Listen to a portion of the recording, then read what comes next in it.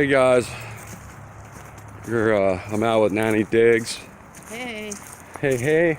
Hey, hey. Walking up onto some ruins here. We believe this is late 1700s, early 1800s, possible Locktender's house. Part of the Union Canal.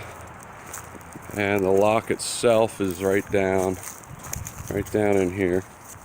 Wow. But anyway, we're gonna do some detecting around here, and if we get any goodies, we'll be right back. How to get down in here. Alright, I'm just gonna do a little video of the inside of this place.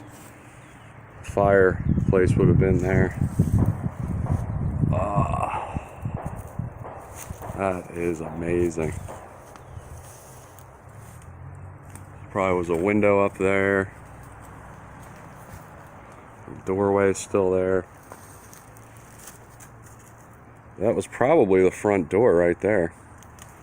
Might have been some steps here going up in. It's just amazing. This thing's still kind of standing.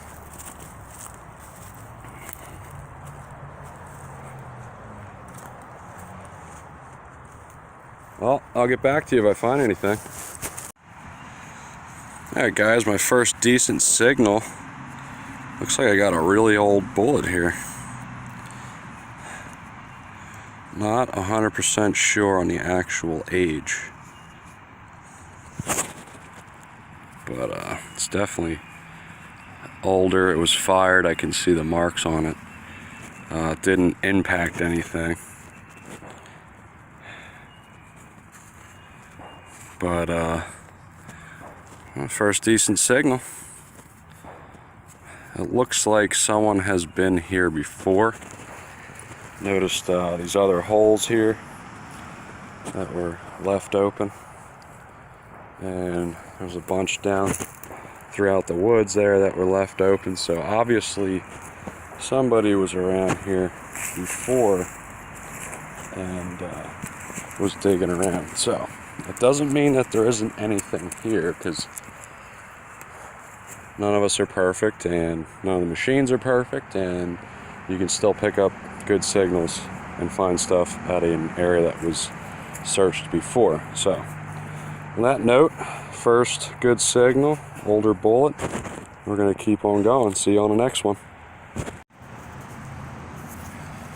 Alright, I was actually getting a 50s tone right here, so I figured I'd dig it, and it looks to be like an old pilot's goggles, or possibly, or something military. I'm not 100% sure. I'm gonna have to clean it up, get more details, or it might just be a cap to something, the way it looks on the outside. But I'm gonna clean that up and try to get a better identification on it. We dug a pair of pilot goggles, early 1900 pilot goggles, a year back that looked almost identical. But this has some marks or flat edges on the outside, kind of make me believe it might be a sight glass cap to something. But either way, it's pretty cool. It's kind of shining like, ooh, it's like a stainless shine to it. Well, if I get a better identification, I'll put it on in the video. See you on the next one. Just dug a really shiny Winchester bullet casing. Thought it was silver at first. That's still pretty cool. I never actually dug one that was shining like that. Well, add it to the collection. See you on the next one. Blue lapis. Blue. Yeah. Isn't that beautiful? Yeah. It was right on top of the road. I hit an 80 signal on digging. Wow. And that blue stone was laying right on top. Ain't that beautiful? Beautiful, yeah. Wait till it's cleaned up. Wow. That's a nice gem. Alright, do you mind just holding this for me? No, not at all. I will try to keep my finger out of the way. Yeah. There Well, we go. I was digging, I actually got a 99 signal in the Garrett AT Pro. Dug down in here, it looks like a license plate. I'm gonna open it up here with you. Oh, it's an oldie. Try not to break it. Gonna get a date out of this one. Well, it's definitely Pennsylvania plate. I love old license plates. This is gonna go in my garage. Clean it up. Right here, I think it is. 68. 1968. 1968, and it looks like it's a dealer plate. Oh no, trailer, it says. All right, it was a trailer plate from It was a 1968. trailer plate. Wow. There you go, your first plate you ever found. Yeah, well, a full one, intact. Pretty cool. I'll clean that up, try to straighten it out more, and be a wall ornament in my garage. See you on the next one. Alright, we're still at it near these ruins. This was just a surface find, but a really good sign of the age. It's a really old bottle. I'm not a bottle professional. I would probably call my brother on this one. Until I do some research, I'm not sure how old it is. I just know that it's definitely old. There's no screw top. Most likely would have been a cork in there. And it's pretty thick. So, it's definitely old. It's broken, of course, but still pretty neat. Alright. I'll either see you on the next one here or at my next spot, because I'm going to move a couple different areas today. See you soon. Hey guys, Lucky Chuck here from History Hoarders. Thanks for tuning in. I'm at my second spot for the day, kind of jumping around today. So I'm gonna scan around. Here's kind of some thick vegetation, so I'm gonna have to work my way in here and see if I get any activity, and I'll get back to you. Hello, I just got here and got a surface find right here.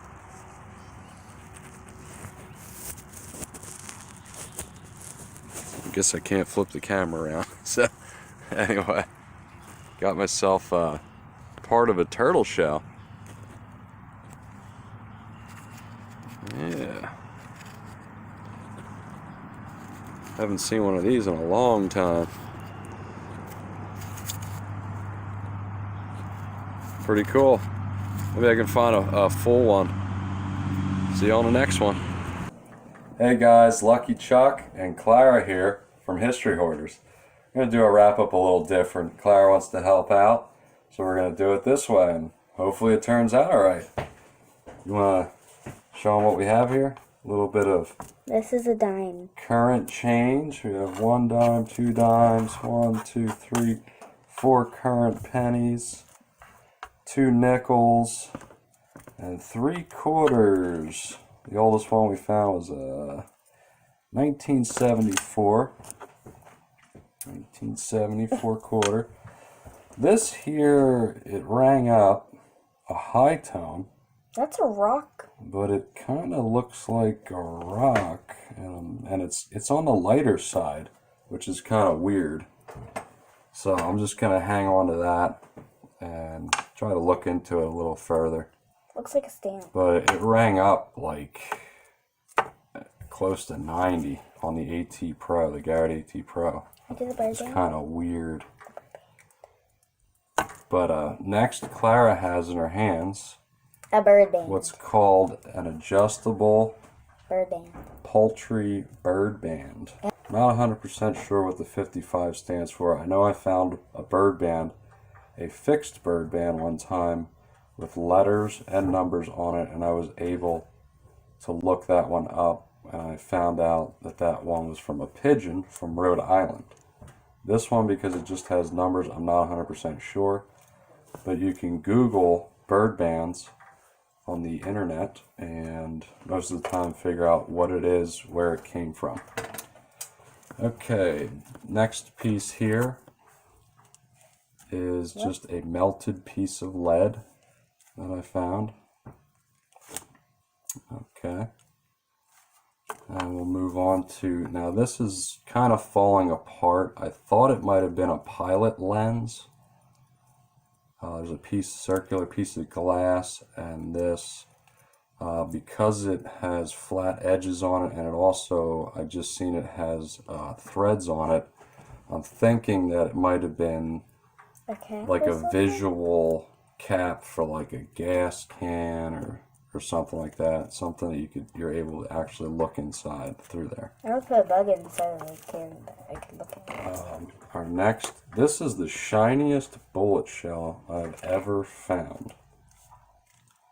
Usually they're copper, brass, I think. I'm not a bullet professional, but that was the shiniest rifle shell that I've ever seen out metal detecting. I thought that was pretty cool.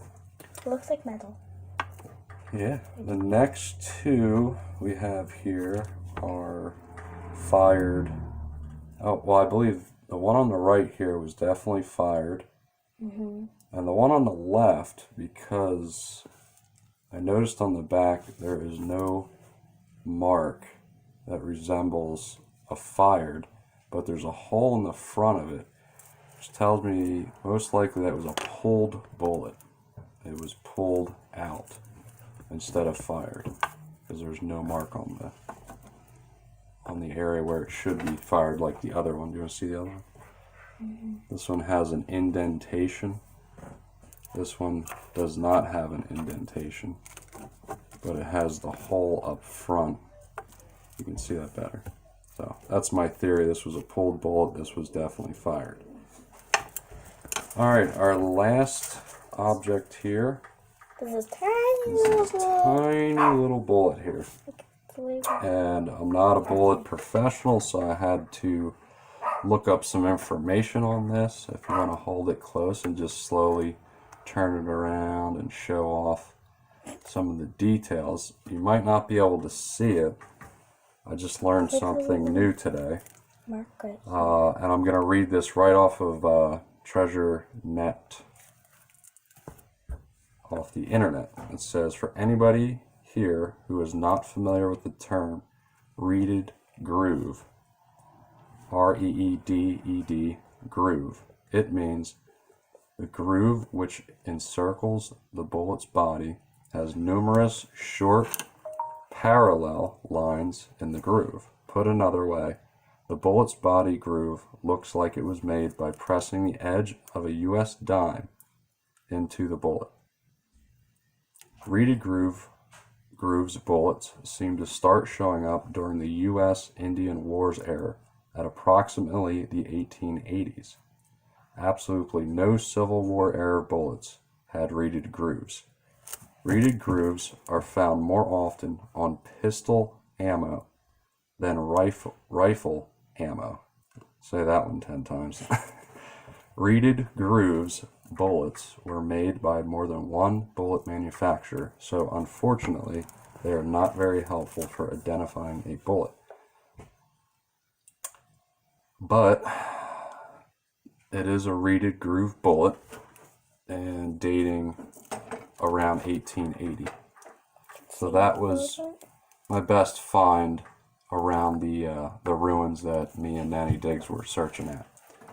But all in all, it was a fun hunt, and I'm super happy about this bullet, and I'll add it to my display.